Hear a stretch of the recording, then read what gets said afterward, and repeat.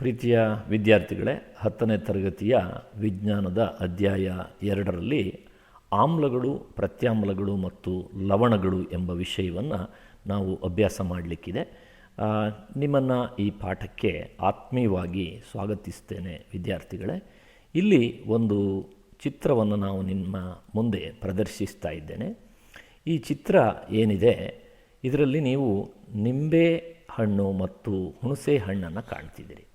ನಿಮಗೆ ಈ ಎರಡು ಏನು ಆಹಾರ ವಸ್ತುಗಳು ಅಥವಾ ಆಹಾರಕ್ಕೆ ಬಳಸುವಂತಹ ವಸ್ತುಗಳಿದ್ದಾವೋ ಇವುಗಳ ರುಚಿ ತಿಳಿದಿದೆಯಲ್ವಾ? ಈ ಎರಡರ ರುಚಿ ಹುಳಿಯಾಗಿದೆ ಅಥವಾ ಹುಳಿ ರುಚಿಯನ್ನು ಹೊಂದಿದ್ದಾವೆ ಅನ್ನೋದು ನಿಮಗೆ ಗೊತ್ತಿದೆ. ಮತ್ತು ಈ ನಿಂಬೆ ಹಣ್ಣಿನಲ್ಲಿ ಯಾವ ಆಮ್ಲ ಇದೆ ಅಂತ ಕೇಳಿದ್ರೆ ಸಿಟ್ರಿಕ್ ಆಮ್ಲ ಇದೆ ಅನ್ನುವಂಥದ್ದು ನಿಮಗೆ ಗೊತ್ತಿದೆ. ಅದೇ ರೀತಿ ನೀವು ಹುಣಸೆ ಹಣ್ಣಿನಲ್ಲಿ ಯಾವ ಆಮ್ಲ ಇದೆ ಅಂತ ಕೇಳಿದ್ರೆ ಅದರಲ್ಲಿ ಟಾರ್ಟಾರಿಕ್ ಆಮ್ಲ ಇದೆ ಅನ್ನುವಂಥದ್ದು ನಿಮಗೆ ಗೊತ್ತಿರುವಂತಹ ಅಥವಾ ಗೊತ್ತಿರಬೇಕಾದಂತಹ ವಿಚಾರ. ಅಲ್ಲಿಗೆ ಈ ಎರಡರಲ್ಲೂ ಆಮ್ಲ ಇದೆ. ನಿಂಬೆ ಹಣ್ಣಿನಲ್ಲಿ ಸಿಟ್ರಿಕ್ ಆಮ್ಲ, ಹುಣಸೆ ಹಣ್ಣಿನಲ್ಲಿ ಟಾರ್ಟಾರಿಕ್ ಆಮ್ಲ ಇದೆ ಅನ್ನುವಂಥದ್ದಾಯಿತು. ಹಾಗಾದರೆ ಆಮ್ಲ ಅಂದರೆ ಏನು? ಆಮ್ಲ ಅಂದರೆ ನಿಮಗೆ ಗೊತ್ತಿರುವ ಹಾಗೆ ಹುಳಿ ರುಚಿಯನ್ನು ಹೊಂದಿರುವಂತಹ ರಾಸಾಯನಿಕ ವಸ್ತು ಅನ್ನುವಂಥದ್ದು ಗೊತ್ತಿದೆ. ಇನ್ನು ಆಮ್ಲ ಅಂದರೆ ಏನು ಅಂತ ವಿಶ್ಲೇಷಣೆ ಮಾಡ್ತಾ ಹೋಗೋದಾದರೆ ಇಲ್ಲಿ ಉದಾಹರಣೆಗಳನ್ನು ಮೊದಲಿಗೆ ನೋಡೋಣ. ಇಲ್ಲೊಂದಷ್ಟು ಆಮ್ಲಗಳನ್ನು ಕೊಟ್ಟಿದ್ದಾರೆ. ಹೈಡ್ರೋಕ್ಲೋರಿಕ್ ಆಮ್ಲ ಅಂತ ಒಂದಿದೆ, ಅದೇ ರೀತಿ ಸಲ್ಫ್ಯೂರಿಕ್ ಆಮ್ಲ ಅಂತ ಇದೆ, ನೈಟ್ರಿಕ್ ಆಮ್ಲ ಅಂತ ಇದೆ. ಈ ಹೈಡ್ರೋಕ್ಲೋರಿಕ್ ಆಮ್ಲ ಇದರ ಅಣುಸೂತ್ರವನ್ನು ಗಮನಿಸಿದರೆ HCl ಅನ್ನುವಂಥದ್ದು ಇದೆ. ಅದೇ ರೀತಿ ಸಲ್ಫ್ಯೂರಿಕ್ ಆಮ್ಲ ಅಂದರೆ H2SO4 ಎಂದಾಗುತ್ತೆ. ಅದೇ ರೀತಿ ನೈಟ್ರಿಕ್ ಆಮ್ಲ ಅಂದರೆ HNO3 ಅಂತಾಗತ್ತೆ. ಈ ಗಮನಿಸಿ, ಈ ಅಣುಸೂತ್ರಗಳಲ್ಲಿ ಹೆಚ್ ಎಂಬುದು ಕಾಮನ್ ಆಗಿದೆ. ಎಲ್ಲದರಲ್ಲೂ ಹೆಚ್ ಅನ್ನುವಂಥದ್ದನ್ನು ನೀವು ಕಾಣ್ತೀರಿ. ಅಂದರೆ ಇದರಲ್ಲೆಲ್ಲದರಲ್ಲೂ ಹೈಡ್ರೋಜನ್ ಇದೆ ಅಂತ. ಮತ್ತು ಈ ಎಲ್ಲ ಆಮ್ಲಗಳು ನೀರಿಗೆ ಹಾಕಿದಾಗ ಇವುಗಳಲ್ಲಿರುವಂತಹ ಈ ಹೆಚ್ಚನ್ನು H+ ಅಯಾನ್ ಆಗಿ ಬಿಡುಗಡೆ ಮಾಡುವಂತಹ ಸಾಮರ್ಥ್ಯವನ್ನು ಹೊಂದಿದ್ದಾವೆ. ಅಂತಹ ರಾಸಾಯನಿಕ ಸಂಯುಕ್ತಗಳನ್ನು, ಅಂದರೆ ಯಾವ ರಾಸಾಯನಿಕ ಸಂಯುಕ್ತವು ನೀರಿನಲ್ಲಿ ಹೈಡ್ರೋಜನ್ ಅಯಾನನ್ನು ಬಿಡುಗಡೆ ಮಾಡ್ತದೋ ಅಂತಹ ರಾಸಾಯನಿಕ ಸಂಯುಕ್ತವನ್ನು ಆಮ್ಲ ಅಂತ ಕರಿತೀವಿ. ಅಂದರೆ ನೀರಿಗೆ ಹಾಕಿದಾಗ ಹೈಡ್ರೋಕ್ಲೋರಿಕ್ ಆಮ್ಲ ಅಯಾನೀಕರಣಕ್ಕೆ ಒಳಗಾಗಿ H+ ಮತ್ತು Cl- ಎಂಬ ಅಯಾನು ಉತ್ಪತ್ತಿ ಮಾಡ್ತದೆ. ಅದೇ ರೀತಿ ಸಲ್ಫ್ಯೂರಿಕ್ ಆಮ್ಲವನ್ನು ನೀರಿಗೆ ಹಾಕಿದಾಗ H+ ಮತ್ತು SO4- ಎಂಬ ಅಯಾನುಗಳು ಉತ್ಪತ್ತಿಯಾಗತ್ತೆ. ನೈಟ್ರಿಕ್ ಆಮ್ಲವನ್ನು ನೀರಿಗೆ ಹಾಕಿದಾಗ H+ ಮತ್ತು NO3- ಅಯಾನನ್ನು ಉತ್ಪತ್ತಿ ಮಾಡ್ತವೆ. ಅಂದರೆ ಈ ಮೂರೂ ಆಮ್ಲಗಳು ನೀರಿಗೆ ಹಾಕಿದಾಗ H+ ಅಯಾನನ್ನು ನೀಡ್ತವೆ. ಅಂತಹ ರಾಸಾಯನಿಕ ಸಂಯುಕ್ತವನ್ನು ಆಮ್ಲ ಅಂತ ಕರಿತೀವಿ. ಅಥವಾ ಇದನ್ನು ಇನ್ನೊಂದು ರೀತಿಯಲ್ಲಿ ವ್ಯಾಖ್ಯೆಯನ್ನು ಕೊಡೋದಾದರೆ, ಒಂದು ಅಥವಾ ಹೆಚ್ಚು ವಿನಿಮಯಗೊಳ್ಳಬಲ್ಲ ಹೈಡ್ರೋಜನ್ ಅಯಾನನ್ನು ಹೊಂದಿರುವಂತಹ ರಾಸಾಯನಿಕ ಸಂಯುಕ್ತಗಳು, ಅವುಗಳನ್ನು ಆಮ್ಲ ಅಂತ ಕರಿತೀವಿ. ಅಂದರೆ ಬೇರೆ ಯಾವುದೇ ಒಂದು ರಾಸಾಯನಿಕ ವಸ್ತುವಿನ ಜೊತೆಯಲ್ಲಿ ಸೇರಿದಾಗ ಇದು ಹೈಡ್ರೋಜನ್ ಅಯಾನನ್ನು ವಿನಿಮಯ ಮಾಡಿಕೊಳ್ಳುತ್ತದೆ ಅನ್ನುವಂಥ ಅರ್ಥವನ್ನು ಕೊಡುತ್ತದೆ. ಆದ್ದರಿಂದ ಆಮ್ಲ ಎಂಬ ಒಂದು ಪ್ರಶ್ನೆಗೆ ಆಮ್ಲ ಎಂದರೇನು ಅಂದರೆ ಈ ರೀತಿ ವ್ಯಾಖ್ಯೆಯನ್ನು ಕೊಡಬಹುದು.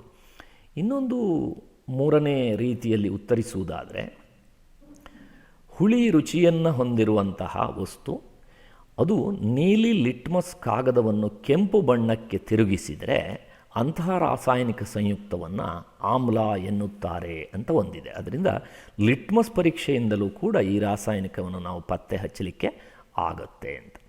ಈಗ ನಾವು ಆಮ್ಲಗಳ ಕೆಲವು ಪ್ರಮುಖ ಗುಣಲಕ್ಷಣಗಳನ್ನು ಅಭ್ಯಾಸ ಮಾಡೋಣ. ಈಗಾಗಲೇ ಕೆಲವು ಗುಣಲಕ್ಷಣಗಳು ನಮಗೆ ಪರಿಚಯ ಇದೆ. ಅದರಲ್ಲಿ ಮೊದಲನೆಯದು ಈಗಾಗಲೇ ನಮಗೆ ಗೊತ್ತಾಗಿದೆ.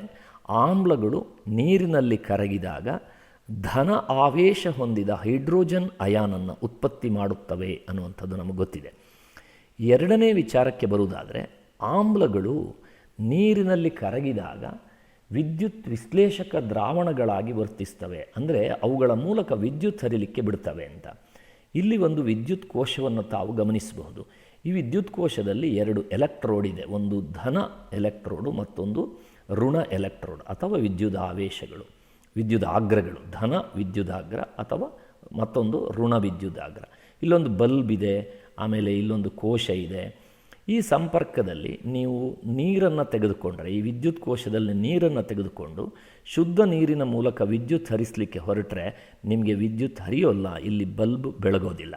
ಅದೇ ಈ ನೀರಿಗೆ ಒಂದೆರಡು ಹನಿ ಆಮ್ಲವನ್ನು ನೀವು ಸೇರಿಸಿದರೆ ತಕ್ಷಣ ಈ ವಿದ್ಯುತ್ ದೀಪ ಉರಿಲಿಕ್ಕೆ ಆರಂಭಿಸ್ತದೆ. ಅಂದರೆ ಆಮ್ಲವು ಜಲೀಯ ದ್ರಾವಣದಲ್ಲಿ ತನ್ನ ಮೂಲಕ ವಿದ್ಯುತ್ತನ್ನು ಹರಿಸ್ತದೆ ಅನ್ನುವಂತಹ ವಿಚಾರ ನಮಗೆ ಗೊತ್ತಾಗತ್ತೆ. ಇನ್ನು ಆಮ್ಲ ಅಂದರೆ ಏನು ಅಂದರೆ ಹುಳಿ ರುಚಿಯನ್ನು ಹೊಂದಿರುವಂತಹ ನೀಲಿ ಲಿಟ್ಮಸ್ ಕಾಗದವನ್ನು ಕೆಂಪು ಬಣ್ಣಕ್ಕೆ ತಿರುಗಿಸುವ ರಾಸಾಯನಿಕ ವಸ್ತು ಅಂತ ಇಲ್ಲಿ ನಿಮಗೆ ಕಾಣ್ತದೆ. ಇಲ್ಲಿ ನೀಲಿ ಲಿಟ್ಮಸ್ಸನ್ನು ಹಿಡ್ಕೊಂಡಿದ್ದಾರೆ. ಈ ಹಿಡ್ಕೊಂಡ ಭಾಗದಲ್ಲಿ ನೀಲಿ ಇದೆ. ಅದೇ ಆಮ್ಲಕ್ಕೆ ಅದ್ದಿದ ಭಾಗ ನಿಮಗೆ ಕೆಂಪು ಬಣ್ಣದಲ್ಲಿ ಕಾಣ್ತದೆ. ಅಂದರೆ ನೀಲಿ ಲಿಟ್ಮಸ್ಸನ್ನು ಕೆಂಪು ಬಣ್ಣಕ್ಕೆ ತಿರುಗಿಸುವಂತಹ ರಾಸಾಯನಿಕ ವಸ್ತು ಇದ್ದರೆ ಅದನ್ನು ಆಮ್ಲ ಅಂತೀವಿ. ಇನ್ನು ಆಮ್ಲದ ಇನ್ನಷ್ಟು ಗುಣಗಳನ್ನು ಅಭ್ಯಾಸ ಮಾಡೋದಾದರೆ, ಯಾವುದೇ ಆಮ್ಲ ಆಗಲಿ ಆ ಆಮ್ಲವನ್ನು ನೀವು ಪ್ರತ್ಯಾಮ್ಲದೊಂದಿಗೆ ವರ್ತಿಸುವಂತೆ ಮಾಡಿದಾಗ ನೀರು ಮತ್ತು ಲವಣ ಉತ್ಪತ್ತಿಯಾಗುತ್ತೆ. ಈ ಕ್ರಿಯೆಯನ್ನು ನಾವು ತಟಸ್ಥೀಕರಣ ಕ್ರಿಯೆ ಅಂತ ಹೇಳ್ತೀವಿ. ತಟಸ್ಥೀಕರಣ ಕ್ರಿಯೆ ಅಂದರೆ ಆಮ್ಲವನ್ನು ಪ್ರತ್ಯಾಮ್ಲಕ್ಕೆ ಸೇರಿಸಿದಾಗ, ಪ್ರತ್ಯಾಮ್ಲ ಅಂದರೆ OH ಅಯಾನನ್ನು ಹೊಂದಿರುವಂತಹ ರಾಸಾಯನಿಕ ಸಂಯುಕ್ತಗಳು. ಆಮ್ಲವನ್ನು ಪ್ರತ್ಯಾಮ್ಲಕ್ಕೆ ಹಾಕಿದಾಗ ಆಮ್ಲವು ಪ್ರತ್ಯಾಮ್ಲದ ಗುಣವನ್ನು ನಿವಾರಿಸ್ತದೆ. ಅದೇ ರೀತಿ ಪ್ರತ್ಯಾಮ್ಲವು ಕೂಡ ಆಮ್ಲದ ಗುಣವನ್ನು ನಾಶ ಮಾಡ್ತದೆ. ಹೀಗಾಗಿ ಅವೆರಡೂ ಕೂಡ, ಆಮ್ಲ ಮತ್ತು ಪ್ರತ್ಯಾಮ್ಲ ಎರಡೂ ಕೂಡ ತಟಸ್ಥವಾಗ್ತದೆ. ಅಂತಹ ಕ್ರಿಯೆಯನ್ನು ತಟಸ್ಥೀಕರಣ ಕ್ರಿಯೆ ಅಂತ ಹೇಳ್ತೀವಿ. ಈ ಗುಣವನ್ನು ಆಮ್ಲ ಹೊಂದಿರ್ತದೆ ಅಂತ.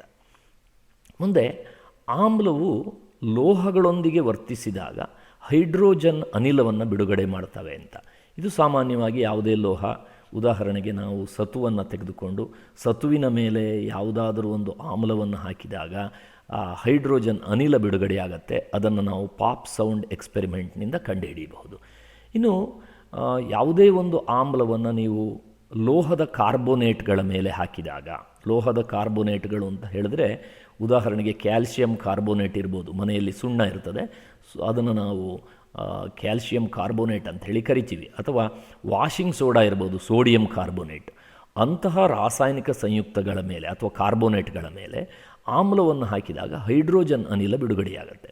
ಆ ಎರಡು ಪ್ರಯೋಗವನ್ನು ಇಲ್ಲಿ ನೋಡಬಹುದು. ನೋಡಿ, ಲೋಹದ ಸತುವಿನ ಚೂರನ್ನು ತೆಗೆದುಕೊಂಡಿದ್ದಾರೆ, ಅದರ ಮೇಲೆ ಆಮ್ಲವನ್ನು ಹಾಕಿದ್ದಾರೆ. ನಾನು ಈ ಎರಡನೇ ಪಾಯಿಂಟನ್ನು ವಿವರಿಸ್ತಾ ಇದ್ದೀನಿ. ಆಗ ಒಂದು ಅನಿಲ ಬಿಡುಗಡೆಯಾಗುತ್ತೆ. ಅನಿಲವನ್ನು ನೀವು ಬಿಡುಗಡೆಯಾದ ಅನಿಲವನ್ನು ಇಲ್ಲಿ ಗುರುತಿಸ್ಬೋದು. ಅದರ ಹತ್ತಿರ ಉರಿಯುತ್ತಿರುವಂತಹ ಮೇಣದ ಬತ್ತಿಯನ್ನು ಅಥವಾ ಬೆಂಕಿ ಕಡ್ಡಿಯನ್ನು ತಂದಾಗ ಪಾಪ್ ಸೌಂಡ್ ಉತ್ಪತ್ತಿಯಾಗುತ್ತೆ. ಅದರಿಂದ ಇಲ್ಲಿ ಬಿಡುಗಡೆಯಾದಂತಹ ಅನಿಲ ಏನಿದೆಯೋ ಅದು ಹೈಡ್ರೋಜನ್ ಅನ್ನುವಂಥದ್ದು ನಮಗೆ ಗೊತ್ತಾಗ್ತದೆ. ಅದೇ ರೀತಿ ನೀವು ಆಮ್ಲವನ್ನು ಇಲ್ಲಿ ಉದಾಹರಣೆಗೆ ನೋಡಿ, ಇಲ್ಲೊಂದು ಕ್ಯಾಲ್ಸಿಯಂ ಕಾರ್ಬೋನೇಟ್ ಸುಣ್ಣವನ್ನು ತೆಗೆದುಕೊಂಡಿದ್ದಾರೆ, ಅದಕ್ಕೆ ಒಂದು ಆಮ್ಲ ಹೈಡ್ರೋಕ್ಲೋರಿಕ್ ಆಮ್ಲವನ್ನು ಹಾಕಿದ್ದಾರೆ. ಇವೆರಡರ ರಾಸಾಯನಿಕ ಪ್ರತಿವರ್ತನೆಯಿಂದ ಒಂದು ಅನಿಲ ಬಿಡುಗಡೆಯಾಗುತ್ತೆ. ಆ ಅನಿಲವನ್ನು ಈ ರೀತಿ ಬೆನ್ ಟ್ಯೂಬ್ ಮೂಲಕ ಇಲ್ಲಿ ಲೈಮ್ ವಾಟರ್ ಅಥವಾ ಸುಣ್ಣದ ತಿಳಿನೀರಿಗೆ ಹಾಯಿಸಿದ್ದಾರೆ. ಆ ಸುಣ್ಣದ ತಿಳಿನೀರಿಗೆ ಹಾಯಿಸಿದಾಗ ಸುಣ್ಣದ ತಿಳಿನೀರು ಬೆಳ್ಳಗಾಗುತ್ತದೆ, ಹಾಲಿನಂತೆ ಬೆಳ್ಳಗಾಗುತ್ತದೆ. ಸುಣ್ಣದ ತಿಳಿನೀರನ್ನು ಹಾಲಿನಂತೆ ಬೆಳ್ಳಗೆ ಮಾಡುವಂತಹ ಅನಿಲ ಯಾವುದು ಅಂದರೆ ಅದು ಕಾರ್ಬನ್ ಡೈಆಕ್ಸೈಡ್. ಆದ್ದರಿಂದ ಈ ಪ್ರಯೋಗದಿಂದ ನಮಗೇನು ಗೊತ್ತಾಗುತ್ತೆ ಅಂತ ಹೇಳಿದ್ರೆ, ಆಮ್ಲವು ಯಾವುದೇ ಕಾರ್ಬೋನೇಟ್ನೊಂದಿಗೆ ವರ್ತಿಸಿದಾಗ ಕಾರ್ಬನ್ ಡೈಆಕ್ಸೈಡ್ ಅನಿಲವನ್ನು ಬಿಡುಗಡೆ ಮಾಡ್ತದೆ ಅನ್ನುವಂಥದ್ದು ನಮಗೆ ಗೊತ್ತಾಗ್ತದೆ. ಇಲ್ಲಿಗೆ ನಾವು ಆಮ್ಲ ಅಂದ್ರೇನು, ಆಮ್ಲದ ಪ್ರಮುಖ ಗುಣಗಳನ್ನು ಅಭ್ಯಾಸ ಮಾಡಿದ್ದೇವೆ. ಪಾಠವನ್ನು ಆಲಿಸಿದ್ದಕ್ಕಾಗಿ ಧನ್ಯವಾದಗಳು.